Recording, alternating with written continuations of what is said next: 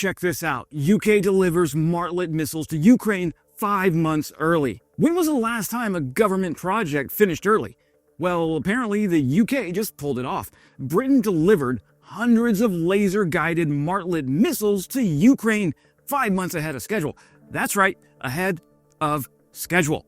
Somewhere, a Russian logistics officer is weeping into his vodka, but jokes aside, let's talk about what this means for Ukraine's winter campaign, for Britain's defense industry, and for Russia, whose airspace is starting to look less like a fortress and more like a dartboard. Hey friends, Wes here. If you're new to the channel, I'm a U.S. Army infantry and Air Force veteran, a defense nerd, and someone who has spent a lot of time studying Russian military systems, both when they worked and lately when they don't. Back in March, I covered the UK's plan to send Ukraine 5,000 Martlet Lightweight Multirole Missiles, or LMMs, along with their Rapid Ranger launchers. What a great name. It was a big deal because this was the start of a defense partnership, the kind that builds factories, not dependencies. Now, the UK has officially delivered hundreds of those Martlets 5 months early, giving Ukraine a massive bump in short-range air defense capability right as Russia prepares for its annual winter missile tantrum. Let's unpack what's happening here, starting with the missile itself. The Martlet is one of those weapons that doesn't get Hollywood attention. It's not as famous as the Patriot or as expensive as the Storm Shadow, but for Ukraine, it's arguably more important. Each missile weighs about 29 pounds, travels at Mach 1.5, and hits targets up to 6 kilometers away. It's guided by a semi-active laser, which means it rides a beam of light all the way to its target. Precise, jam-resistant, and very bad news for drones and helicopters. You can launch it from your shoulder, mount it to a truck, or stick it on a boat. The British Royal Navy originally developed the LMM to counter fast attack craft, but Ukraine is using it for something far more modern, swatting Shahed drones and knocking out Ka-52 Alligator helicopters out of the sky. The best part is that it's cheap compared to the kind of missiles Russia uses to terrorize cities. You can fire between 5 and 10 Martlets for the cost of 1 Patriot interceptor. Now, this delivery happened at the perfect moment. As winter sets in, Russia traditionally ramps up its drone and missile attacks. They hit power plants, heating infrastructure, and civilian housing. Wait, why does Russia attack civilians? Oh, because they're assholes. I forgot. Because nothing says superpower like attacking civilian apartment buildings. But by delivering early, the UK has given Ukraine something rare in wartime: breathing room. Hundreds of additional Martlet missiles mean Ukrainian forces can counter more incoming drones without draining their NASAMS or IRIS-T stockpiles. And timing matters. Ukrainian air defense operators now have weeks to integrate these new missiles into their defense network before the next big wave of Russian attacks, which I would expect in November. That's a logistical miracle. According to the UK Ministry of Defense, the deal is part of a £1.6 billion defense cooperation agreement with Ukraine. The weapons were built by Thales in Belfast. Wait, Belfast? 1 second. I mean, I'm Irish. I can get away with this. Okay, so the project supports hundreds of jobs in Northern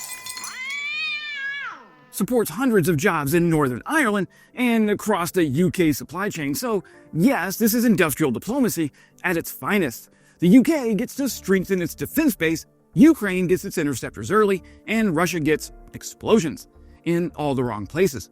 Now, the Martlet is impressive, but it's the Rapid Ranger that makes it truly dangerous. Picture this: a 4-missile launcher mounted on a light armored vehicle with its own targeting sensors and thermal cameras. It's fast, it's networked, and it's highly mobile, the kind of pop-up air defense system that can fire and move before the Russians even realize they're under attack. The system can operate independently or tie into Ukraine's national air defense grid in networked mode. Multiple Rapid Rangers can share targeting data, creating a web of overlapping protection zones. That means when a swarm of Shahed drones comes screaming toward a city, the system coordinates. Each launcher picks the best target and fires in sync with the others. It's the air defense equivalent of an ambush, and Russia's drone operators are already learning the hard way that these ambushes hurt. The system's 15-kilometer detection range also gives early warning, allowing operators to track and engage and reposition before counter-battery fire arrives, and it also allows early warning to let civilians know when to evacuate.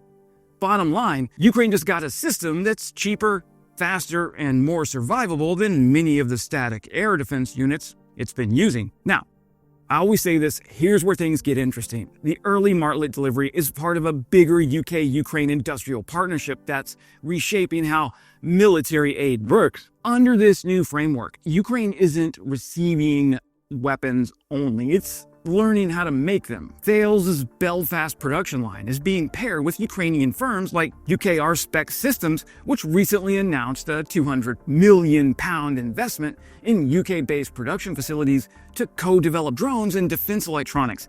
That partnership alone will create 500 high-skilled jobs in both countries.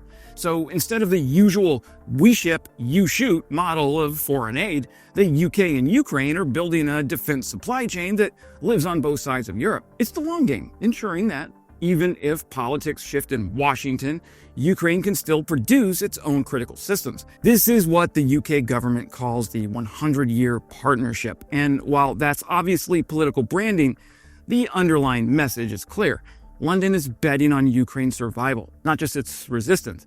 Russia's propaganda machine will call this an escalation because in Moscow, everything is an escalation, including facts. But make no mistake, this is strategic signaling. Delivering the missiles early is London's way of saying, hey Vlad, the Brits don't give a